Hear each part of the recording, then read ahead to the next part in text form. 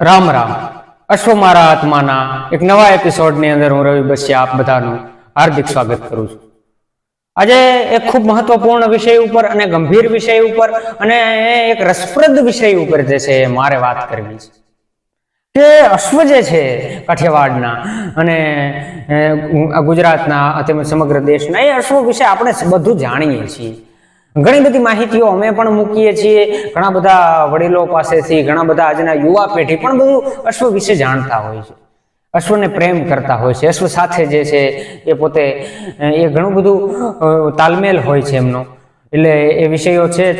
પરંતુ એક વિષય એવો છે ગંભીર, જેના વિશે ઘણા બધા માણસો અજાણ છે, એના વિશે વાત કરવી છે. જે વિષય એમ છે કે આપણા ઘરે અથવા આપણી ઓફિસોની અંદર ઘરે જે છે ને 7 ઘોડાનું ચિત્ર મૂકવામાં આવે છે. આજે વાત મારે ઘોડાઓની કે અશ્વોની કે એના કરતા આ હટીને વાત એવી કરવી છે કે આ કઈ રીતે મૂકવામાં આવે છે, આની પાછળનું વૈજ્ઞાનિક કારણ શું, અથવા તો ધાર્મિક કારણ હોઈ શકે, આધ્યાત્મિક કારણ હોઈ શકે. તો એ શું કારણ કે આપણા ઘર હોય તો ઘરે જે છે 7 અશ્વનું ચિત્ર મૂકવામાં આવે, અથવા આપણી કોઈ ઓફિસ હોય, કોઈ બિઝનેસ હોય, એમાં આપણે ત્યાં જે છે 7 ઘોડાઓનું જે આ ચિત્ર જે છે એ મૂકવામાં આવે છે.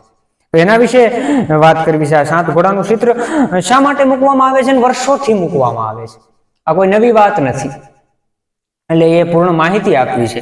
અશ્વ જે છે એના વિશે ખૂબ ઘણી બધી ઊંડાણથી વાતો લખાણી છે.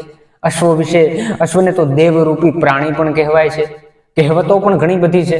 અશ્વ વિશેની માન્યતાઓ પણ ઘણી બધી છે કે અશ્વની પીઠ પર સવાર હોય ત્યાં સુધી તમને જે છે ખરાબ દ્રષ્ટિઓ કે અથવા તો તમારું અહિત થતા ટળે છે, આવું પણ મનાય છે. પછી અમુક વાતોને આપણે કરીએ તો આજનો આ આધુનિક યુગ છે, વૈજ્ઞાનિક દ્રષ્ટિકોણ છે બધાના, આજની યુવા પેઢીઓ, અમારી ઉંમરના નવજવાનો, આ બધા વિષયોને જે આપણા વડીલો અધ્યાત્મના આધારે જે દાવાઓ કરતા હતા એ વિષયોને આજની ભાષામાં સમજાવવા આગ્રહ છે. આજની ભાષામાં વૈજ્ઞાનિક કારણ એટલે કે પ્રૂફ સાથેની વાતો જે છે એ થતી હોય છે અને કરવી પડે.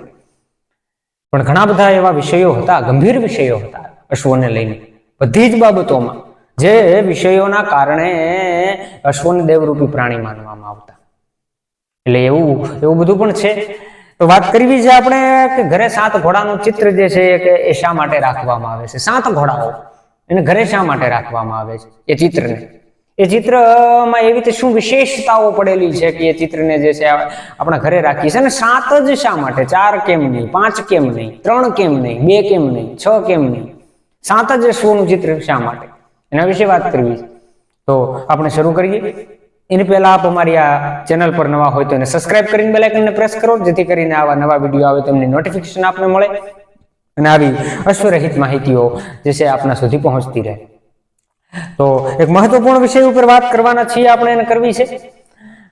તો જેમાં આપણે વાત કરીએ તો અશ્વનું ચિત્ર જે છે ને, ખાસ કરીને આ 7 ઘોડાનું ચિત્ર એ ઘરની આંતરિક ડિઝાઇનમાં જોવા મળે છે.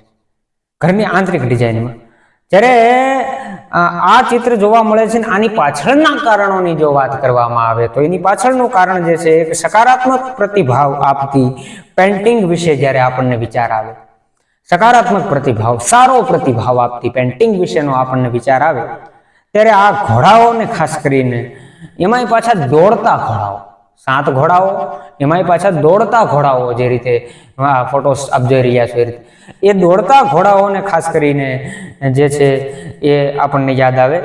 અને ઘોડાનું ચિત્રકામ એ આપણા ઘરમાં જે છે ને એ સકારાત્મક ઉર્જાને આકર્ષવાનું કામ કરે છે. ઘોડાનું ચિત્રકામ આપણા ઘરની અંદર સકારાત્મક ઉર્જાને આકર્ષવાનું કામ કરે છે, આવું વડીલો માનતા. અને એટલા માટે આપણા વડીલોએ ઘણા બધા નિયમો જે છે એ પોતાની રીતે બનાવેલા અને પોતાની રીતે જે છે એ પોતે આ રીતે કામ કરતા. હવે કારણ કે અશ્વ જે છે ને, અશ્વની અંદર સિદ્ધિ, શક્તિ, પ્રગતિ અને શાંતિનું પ્રતિનિધિત્વ છે. 7 ઘોડાના ચિત્રોથી જ્યાં શણગારીએ ત્યાં તમારા રહેવાની જગ્યામાં સકારાત્મક ઉર્જા, આકર્ષવાનો માર્ગ ઊભો થાય. અને વાસ્તુશાસ્ત્ર અનુસાર જે વાતો થઈ છે એમાં લોકોએ તેમની આસપાસ શું રાખવાનું પસંદ કરે છે એ અંગે સાવચેત રહેવું જોઈએ એવું પણ મનાય છે. અને એ સાવચેતતામાં આ 7 અશ્વોના ચિત્રવાળું પેન્ટિંગ જે છે એ ખૂબ શુભ માનવામાં આવે છે. હિન્દુ ધર્મમાં 7 ઘોડા, હવે હિન્દુ ધર્મના મિનિંગ્સ પ્રમાણે હિન્દુ ધર્મમાં 7 ઘોડા ભગવાન સૂર્યદેવ સાથે જોવામાં આવે છે. અને ભગવાન સૂર્યદેવના રથને જે છે ને આ ઘોડાઓ ખેંચે છે અને ભગવાન સૂર્યનારાયણ આ રથ પર સવારી કરે છે. એટલે આ ઘરે ઘોડાના ચિત્રની એક શુભતાને પણ દર્શાવે છે આ 7 અશ્વો વાળું ચિત્ર. અને વાસ્તુશાસ્ત્ર અનુસાર આ ચિત્રમાં 7 ઘોડા જે છે ને એ શક્તિ અને સફળતાનું પ્રગતિનું પ્રતિનિધિત્વ કરે છે. આમાં ઘોડાઓની દોડતી સ્થિતિ છે. ઘોડાઓ આ પેન્ટિંગની અંદર દોડતી સ્થિતિમાં છે, જે સફળ અને સકારાત્મક જીવન તરફ ગતિ કરતા હોય, જેમ આપણું જીવન પણ સફળતા અને સકારાત્મકતા તરફ જે છે ગતિ કરે અને પ્રગતિનું પ્રતિનિધિત્વ કરે છે. આપણા જીવનમાં જે છે આપણા વિકાસમાં જે છે એ રૂકાવટ ના આવે, કાયમના માટે એવી પ્રગતિ રહે. એક તો ધાર્મિકતાનું એટલું બધું મહત્વ અને આવી પેન્ટિંગ્સથી સકારાત્મકતા આપણામાં આવે અને એ રીતે આ વાતો બધી છે. તો એક એ છે. પછી ત્યારબાદ ઓફિસમાં પણ આ 7 ઘોડાનું ચિત્ર રાખવાથી નકારાત્મક ઉર્જા ઓછી થાય છે એવું પણ માનવામાં આવે છે અને તમારા જીવન વિકાસમાં અવરોધ આવતા નથી. આવું બધું આધ્યાત્મિક રીતે, ધાર્મિક રીતે હિન્દુ ધર્મ અનુસાર જે છે આપણી જૂની ગૌરવવંતી માન્યતા છે અને એ ખૂબ સારી બાબત છે. આપણો જૂનો ઇતિહાસ, આપણો જૂનો વારસો, આપણી ધાર્મિક પરંપરાઓ, આપણી ઉજળી પરંપરાઓને આપણે હંમેશને માટે યાદ લઈ સાથે લઈને ચાલવું એ ખૂબ જરૂરી છે.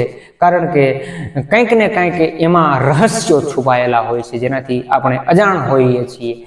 આજની ભાષામાં કહું તો આજે એ રહસ્યોને એ રીતની એ સમયની ભાષામાં જે માન્યતાઓ હતી એ પ્રમાણે આવા વિડીયોઝની અંદર ખુલ્લા મૂકીએ એટલે અમાન્યતાઓ ઊભી થાય કે ભાઈ એવું ન હોઈ શકે, પણ ખરેખર અશ્વદેવ રૂપી પ્રાણી છે અને એ ખૂબ મહત્વ સકારાત્મકતા આપણા જીવનમાં ઊભી કરે છે. એટલે આ 7 ઘોડાના ચિત્રનું ખૂબ મહત્વ છે. તો આ હતો અમારો આજનો વિડીયો. આ હતી અશ્વ વિશેની એક નવી વાત, એક અદ્ભુત વાત. વિડીયો પસંદ પડેલ હોય તો તમને લાઈક કરીને કોમેન્ટ કરો. આવા જ નવા વિડીયો જોવા માટે ચેનલ સબસ્ક્રાઇબ કરીને બેલ આઇકનને પ્રેસ કરો જેથી નોટિફિકેશન આપના સુધી પહોંચે. મળીશું એક નવા વિડીયો સાથે. ત્યાં સુધી ધન્યવાદ. રામ રામ.